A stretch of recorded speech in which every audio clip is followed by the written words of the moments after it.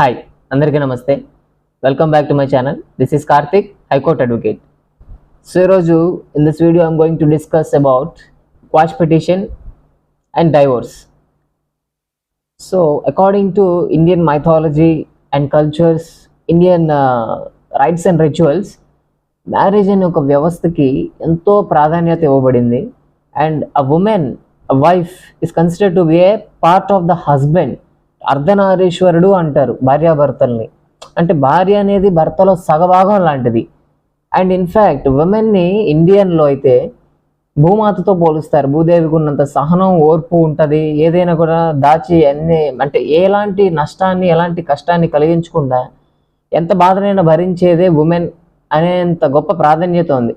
And across the world ఒక Indian కల్చర్కి, Indian marriage సిస్టమ్కి, Indian ఫ్యామిలీకి గొప్ప రెస్పెక్ట్ ఉంది. బట్ అలాంటి సిచ్యువేషన్స్ ఉన్న, అలాంటి ఒక గొప్ప పేరున్న ఈ మ్యారేజ్ వ్యవస్థని, ఈ వైఫ్ అండ్ హస్బెండ్ రిలేషన్ని కొంతమంది ఉమెన్ బీయింగ్ సాడిస్టిక్ చాలా భ్రష్టు పట్టించేస్తున్నారండి. మ్యారేజ్ అనే ఒక రిలేషన్కి కొంచెం కూడా ఇంపార్టెన్స్ ఇవ్వరు, కొంచెం కూడా ఆ రెస్పెక్ట్ అనేది ఉండట్లేదు ఉమెన్స్కి. కొంతమందికి అయితే మ్యారేజ్ అయింది నాకు అనే ఒక, అంటే ఆ శాంటిటీ ఆఫ్ దట్ మ్యారేజ్ అనేది వాళ్ళకి తెలియట్లేదు. ఆ గొప్పదనం ఏంటి, ఆ విలువ ఏంటి అనేది తెలియక చేతులారా నాశనం చేసేసుకుంటున్నారు. ఒకప్పుడైతే పతియే ప్రత్యక్ష దైవం అన్నట్టుగా ఉండేవాళ్ళు ఉమెన్. బట్ ఈ రోజుల్లో హస్బెండ్స్ అలాంటి ఎక్స్పెక్టేషన్స్ లేవు. కానీ అట్లీస్ట్ మా పరువు తీయకు, మా కుటుంబాన్ని రోడ్డు మీదకి లాగకు, పోలీస్ స్టేషన్స్ కేసెస్ అంటూ మమ్మల్ని నష్టాలు పాలు చేయకు, మీకు దండం పెడతాం అని చెప్పే స్టేజ్లో ఉన్నారు ప్రజెంట్ మగవాళ్ళు. అలాంటి స్టేజ్కి ఆడవాళ్ళు తీసుకొచ్చి పెట్టేశారు కొంతమంది. అయితే నేను ఎందుకు ఇదంతా చెప్పాల్సి వస్తుంది, what is the reason behind this అనేది ఈరోజు నేను మీకు చెప్పబోయే ఒక కేసే, ఒక లైవ్ ఇన్సిడెంటే రీజన్ అండి. ఒక ఐ థింక్ ఒక 3 ఇయర్స్ బ్యాక్ మన క్లయింట్కి, he belongs to Guntur. 3 years back అతనికి మ్యారేజ్ అయ్యింది గుంటూరులోనే. And wife belongs to Guntur also. And ఇక్కడ విషయం ఏంటంటే, మన క్లయింట్ హస్బెండ్కి ఈ మ్యారేజ్ అవ్వడానికన్నా కూడా ముందు 7 years నుంచి అరబ్ కంట్రీస్లో వర్క్ చేస్తున్నాడు. అండ్ అఫ్ కోర్స్ మీ అందరికీ తెలియందే ఉంది, అరబ్ కంట్రీస్ అంటేనే which is very famous for gold at less price. So అతను వెళ్ళినప్పుడు, అంటే back when he returns to India, అక్కడ నుంచి వచ్చేటప్పుడు every time is bringing some gold according to the law permits in both the countries. చట్టానికి అనుగుణంగా ఎంతో కొంత గోల్డ్ ఆర్నమెంట్స్, అప్పుడు కొంత 7 years నుంచి వర్క్ చేయటం. మ్యారేజ్ తర్వాత ఒక 3 years, టోటల్గా ఒక 10 yearsలో చాలా సంపాదించాడు ఆయన. ఆయన ప్రొఫెషన్లో కావచ్చు. అండ్ అక్కడ గోల్డ్, ఇక్కడ గోల్డ్ కంపేర్ చేస్తే అఫ్ కోర్స్ రేట్ డిఫరెన్స్ ఖచ్చితంగా ఉంటుంది కదా. సో అట్లా అయితే మ్యారేజ్ జరుగుతున్న టైంలో హస్బెండ్ యొక్క పేరెంట్స్, అమ్మాయి యొక్క పేరెంట్స్తో, my son is doing so and so, and we are well ఏమంటారు, బాగా సెటిల్ అయ్యాం మేము, మాకు ఇబ్బంది ఏం లేదు, ఫైనాన్షియల్గా వెల్ సెటిల్డ్ ఫ్యామిలీ మేమంతా కూడా. ఎస్, దట్స్ ఎ ట్రూ అండి. వాళ్ళ తాత ముత్తాతల నుంచి ఆయనకి బోల్డ్ అన్న ఆస్తులు ఉన్నాయి, సొంత ఇల్లు ఉంది in and around Guntur and Andhra Pradesh, ఓవరాల్గా గుంటూరు సరౌండింగ్స్లో ఆయనకి మంచి ప్రాపర్టీస్ కూడా ఉన్నాయి, కమర్షియల్ ఏరియాస్లో కూడా. సో అలాంటి సిచ్యువేషన్స్లో ఆయన అయితే ఈ పేరెంట్స్ మ్యారేజ్ టైంలో డిస్కషన్ ఏంటంటే, మా ఇంటికి వచ్చే కోడలికి మేము ఇంత గోల్డ్ పెడతాం, అండ్ మేము మీ దగ్గర నుంచి ఏం ఎక్స్పెక్ట్ చేయట్లేదు, బికాజ్ మా అబ్బాయి గోల్డ్ అంత సంపాదిస్తున్నాడు, మా తాత ముత్తాల దగ్గర నుంచి మాకు గోల్డ్ అంత ఆస్తుంది, we don't expect anything from you, but వచ్చిన అమ్మాయి పద్ధతిగా ఉంటే చాలు, మరి మీ అమ్మాయి ఉండగలదా దానికి తగ్గట్టుగా అని అడగటం. వెంటనే ఆ అమ్మాయి కానీ, అమ్మాయి వాళ్ళ పేరెంట్స్ కానీ ఆలోచించకుండా, సెకండ్ థాట్ లేకుండా, మరి హస్బెండ్ యొక్క ప్రాపర్టీస్కి అటెంప్ట్ అయ్యారో, వాళ్ళు పెడతాను వెడ్డింగ్కి సో అండ్ సో ఇంత క్వాంటిటీ ఆఫ్ గోల్డ్ అమ్మాయికి గిఫ్ట్గా ప్రజెంట్ చేస్తాం అని చెప్పిన ఆఫర్కి టెంప్ట్ అయ్యారో తెలియదు, కానీ they gave the acceptance and they perform the marriage. అక్కడితో అంత బాగానే ఉంది. And at the time of the marriage హస్బెండ్కి అమ్మాయి ఒక కండిషన్, నేనైతే నీతో పాటు అరబ్ కంట్రీస్కి రాలేను, నేను అక్కడ ఉండలేను, నీకు కావాలంటే నువ్వు వర్క్ చేసుకో, నువ్వు 7 years నుంచి ఉంటున్నావు అని చెప్పారు, నీకు ఇంకెంతకాలం అక్కడ వర్క్ చేసుకోవాలన్నా అక్కడ వర్క్ చేసుకో, when ever you feel you want to stay in India, అప్పుడు మన ఇద్దరం కలిసి ఉండొచ్చు. బట్ అప్పటి వరకు నేనైతే మీ ఇంట్లోనే మీ అమ్మ నాన్నతో, అంటే వాళ్ళ అమ్మాయి వాళ్ళ అత్తమామతో ఉంటాను అని చెప్పి ప్రామిస్ చేసుకోవడం. అక్కడ ఈ విషయం విన్నాక హస్బెండ్ కూడా ఇంత కూడా డౌట్ రాలేదండి, మరి అంత పిచ్చిగా ఉన్నారు బయట మన మగవాళ్ళు.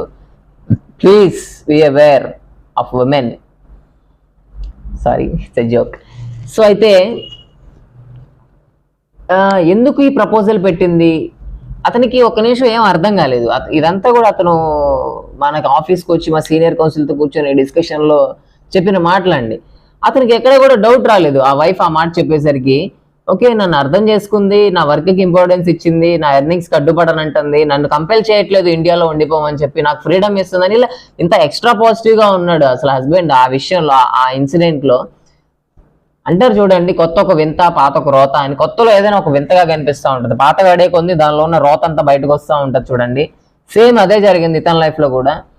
అతను ఒక 3 years 2.5 years బాగానే ఉన్నారు. అండ్ అప్పటికి కూడా అతను అప్పటికప్పుడు ఒక 2 years ఈ 2.5 3 years లో ఒక 2-3 times ఇయర్లీ 2 times అట్లాగా రావటం, వచ్చినప్పుడల్లా ఎంతో కొంత గిఫ్ట్స్ గోల్డ్ పర్చేస్ చేసి తీసుకురావటం, అదంతా తీసుకెళ్లి వైఫ్ చేతిలో పెట్టడం, ఇదా జరుగుతూ వచ్చింది.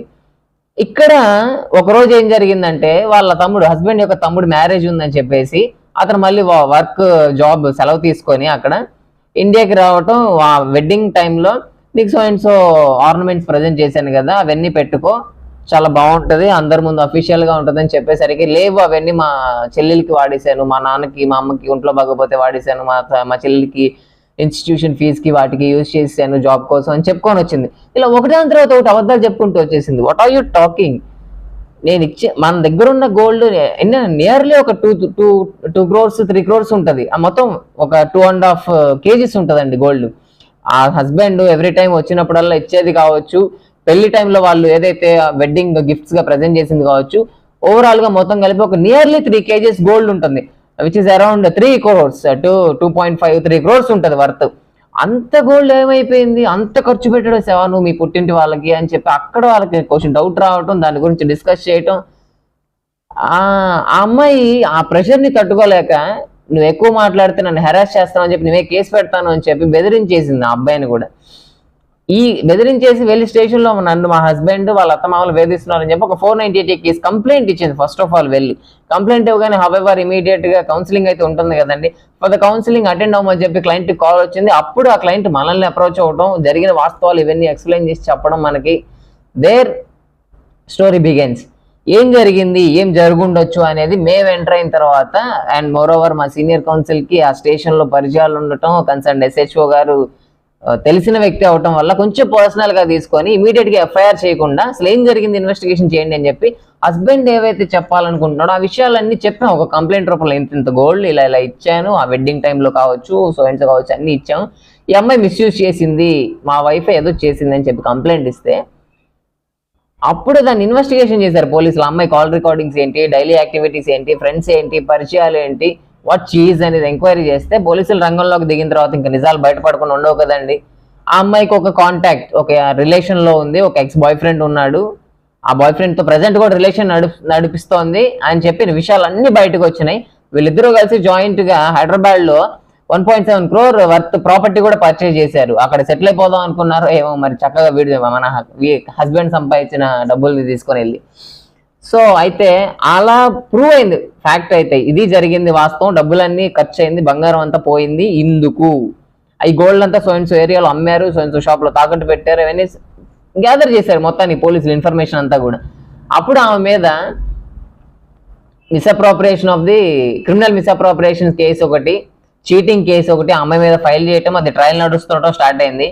ఆ అమ్మాయి కూడా ఏం చేయలేదు తెలియక వేరే అడ్వకేట్ ని తీసుకొని వచ్చి, అంటే ఈ క్లయింట్ మమ్మల్ని తీసుకొని వెళ్ళాడు కదా అని చెప్పి వేరే అడ్వకేట్ ని తీసుకొని వచ్చి 498 కేసు ఫైల్ చేయించింది బలవంతంగా. పోలీసుల చేతిలో మాత్రం ఏముంటదండి, ఫైల్ చేయడం తప్ప. నిజాలు తెలుసుకునే ప్రయత్నం చేసినా అవి ప్రూవ్ చేయాల్సింది కోర్టులో, కాబట్టి పోలీసులు చేయాల్సిన పని చేశారు. ఒక కేసు ఫైల్ చేశారు, దానికి అగెనెస్ట్ గా మేము కూడా క్వాష్ పిటిషన్ ఫైల్ చేసాం హైకోర్టులో, అండ్ సక్సెస్ఫుల్ గా హైకోర్టులో క్వాష్ పిటిషన్ అలో అయ్యింది. ఆవిడ పెట్టిన 498 కేసు అంతా కూడా ఫాల్స్ అని తేలింది. బికాస్ కొన్ని ఎవిడెన్సెస్ అలా ఉన్నాయి. ఆవిడకి call recordings, call history, not recordings, call history. So other persons ఎక్కువగా కమ్యూనికేషన్ జరిగినట్టుగా కాల్ హిస్టరీ. ఎంతసేపు నేను మా పుట్టింటికి వెళ్తానని చెప్తుంది ఇక్కడ అత్తవారింట్లో, అండ్ అమ్మ వాళ్ళ ఇంట్లోనేమో నేను మా అమ్మ మేము సో అండ్ సో ప్లేస్కి వెళ్తున్నానని చెప్తా ఉంటుంది, మా అత్త వాళ్ళ ఇంటికి వెళ్తున్నాను. ఎక్కడ కూడా అబద్ధాలు చెప్పడం, హైదరాబాద్ వెళ్ళిపోవడం, అక్కడ టైం స్పెండ్ చేయడం, అబ్బాయితో కలిసి ఉండటం, ఆ ఎక్స్ బాయ్ ఫ్రెండ్ తో, మళ్ళీ తిరిగి వచ్చాడు, ఇలా జరుగుతూ ఉంది. సో ఇవన్నీ కూడా గ్యాదర్ చేసి ఒక వాష్ పిటిషన్ ఫైల్ చేసాము. అడల్టరీ అనే గ్రౌండ్ ప్రూవ్ చేసి క్రూయల్టీ గ్రౌండ్ 498 ఫాల్స్ కేసు కాబట్టి క్రూయల్టీ గ్రౌండ్ ప్రూవ్ చేసి క్వాష్ పిటిషన్ ఫైల్ చేశాము, సక్సెస్ఫుల్ గా క్వాష్ అయింది. And basing on that order ఆవిడ ఫైల్ చేసిన ఈ కేసులన్నీ క్వాష్ అవడంతో ఆ ఆర్డర్ తీసుకొని వెళ్ళి లోయర్ కోర్టులో డైవోర్స్ పిటిషన్ కూడా వేసాము, డైవోర్స్ కూడా గ్రాంట్ అయింది వాళ్ళకి. అండ్ ఇప్పుడు ఏం జరుగుతుందంటే చివరికి ఆ అమ్మాయి మీద మనం పెట్టినటువంటి క్రిమినల్ కేసులు ఏవైతే ఉన్నాయో అవైతే ట్రయల్ నడుస్తూ ఉన్నాయి. సో ఇవంతా నేను మీకు ఎందుకు చెప్తున్నానంటే చాలా మందికి లీగల్ నాలెడ్జ్ ఉండట్లేదండి, చాలా మందికి ఉండట్లేదు. That is true. ఏం చేయాలో తెలియక ఏదైనా ఎవరైనా కేసు పెట్టినప్పుడు ఎలా తప్పించుకోవాలి, ఎలా బయటపడాలి, ఎలా తిప్పికొట్టాలో తెలియక కొంతమంది వీక్ అయిపోయి మెంటల్గా డిప్రెస్ అయిపోయి సూసైడ్ కూడా చేసుకుంటున్నారు. అలాంటి వాళ్ళు చాలా మంది ఉన్నారు. నేను ఎన్నో కేసెస్ ఎంతో మంది మనుషుల్ని చూస్తున్నాను కాబట్టి నేను చెప్పగలుగుతున్నాను మీకు ఇవన్నీ కూడా. సో ఇన్ఫర్మేషన్ మీకు నచ్చినట్లయితే వీడియోని లైక్ చేయండి, మన ఛానల్ని సబ్స్క్రైబ్ చేయండి. అండ్ ఈ ఇన్ఫర్మేషన్ ఖచ్చితంగా మీ ఫ్రెండ్స్ అండ్ ఫ్యామిలీకి షేర్ చేయండి. ఎట్టి పరిస్థితుల్లో షేరింగ్ మాత్రం మిస్ చేయకండి గైస్. నా రిక్వెస్ట్ అదొకటే మీ తరపు నుంచి. నా వంతు ప్రయత్నంగా మీకు ఇన్ఫర్మేషన్ అందిస్తున్నాను, నేను నాలెడ్జ్ షేర్ చేస్తున్నాను. ఈ నాలెడ్జ్ని మీరు ఇంకొక 10 మందికి షేర్ చేయడం అనేది ఐ ఫీల్ రియలీ హ్యాపీ. ఎవరైనా కష్టాల్లో ఉన్న వాళ్ళకి ఈ వీడియో చేరి వాళ్ళు ఆ కష్టం నుంచి బయటపడగలిగారు, నేను చెప్పినటువంటి ఇన్ఫర్మేషన్ యూస్ చేసుకుని అంటే అంతకు మించిన హ్యాపీనెస్ ఇంకొకటి లేదు. So kindly share this video. And కొంతమంది అడుగుతూ ఉంటారు మగవాళ్ళు క్లయింట్స్, సార్ ఇట్లాగా మా వైఫ్తో నాకు డిస్ప్యూట్స్ నడుస్తున్నాయి, నేను ఏం చేయాలో తెలియట్లేదు, కేసు పెడదామా, ఏమన్నా కంప్లైంట్ పెడదామా అని చెప్పంటే తిరిగి నా మీద ఎక్కడ కంప్లైంట్ పెడుతుందో, నన్ను ఎక్కడ అల్లరిపాలు చేస్తుందో అని చెప్పి భయపడుతున్నానండి. చట్టాలు కూడా ఉమెన్కి ఫేవరబుల్గా ఉన్నాయి తప్ప మగవాళ్ళకి అసలు ఏమి ఉండట్లేదు అని చెప్పి చాలా మంది మగవాళ్ళు అడుగుతూ ఉంటారండి. Yes, that is fact. But ఉన్నాయండి, there are provisions, certain provisions against women also. ఒక హస్బెండ్ కంప్లైంట్ పెట్టాలి అనుకుంటే, హస్బెండ్కి అన్యాయం జరిగింది వాస్తవం అయితే దేర్ ఆర్ సెక్షన్స్ ఉన్నాయి. చాలా 498 కేసుల్లో అమ్మాయిలు హస్బెండ్తో గొడవ పడేసి అమ్మాయికి సంబంధించిన ఆర్నమెంట్స్, వాల్యుబుల్స్, థింగ్సే కాకుండా అబ్బాయికి సంబంధించినటువంటి వస్తువుల్ని కూడా తీసుకొని పుట్టింటికి వెళ్ళిపోయే సందర్భాలు చాలా ఉంటాయి. అవుట్ ఆఫ్ 100, 90 కేసెస్ అవే ఉన్నాయి.